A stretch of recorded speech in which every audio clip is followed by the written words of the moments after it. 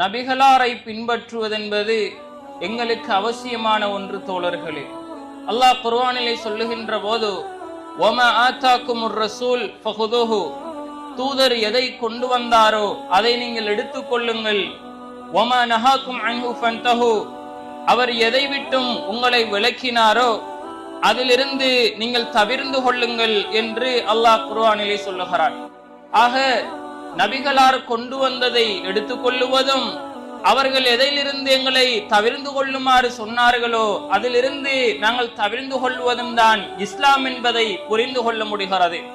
அல்லாஹ் குர்ஆனிலே இன்னும் ஒரு இடத்தில் சொல்லுகின்ற போது, குல், நபியை சொல்லுங்கள், இன் குன்தும் துஹிப்பூனல்லாஹ், நீங்கள் அல்லாஹ்வை நேசிப்பவர்களாக இருந்தால், ஃபத்தபிஊனி, என்னை பின்பற்றுங்கள், யுஹ்பிபுக்குமுல்லாஹ், அல்லாஹ் உங்களை நேசிப்பான் என்று நபி நீங்கள் சொல்லுங்கள் என்று அல்லாஹ் நபியை பார்த்து சொல்லுகிறான். ஆக அல்லாஹ்வை நாங்கள் நேசிப்பதாக இருந்தால், அல்லாஹ் எங்களை நேசிக்க வேண்டும் என்றால் நபிகளாரை பின்பற்ற வேண்டும் என்ற செய்தியினை இங்கே குர்ஆனிலே அல்லாஹ் சொல்லுவதை பார்க்கிறோம்.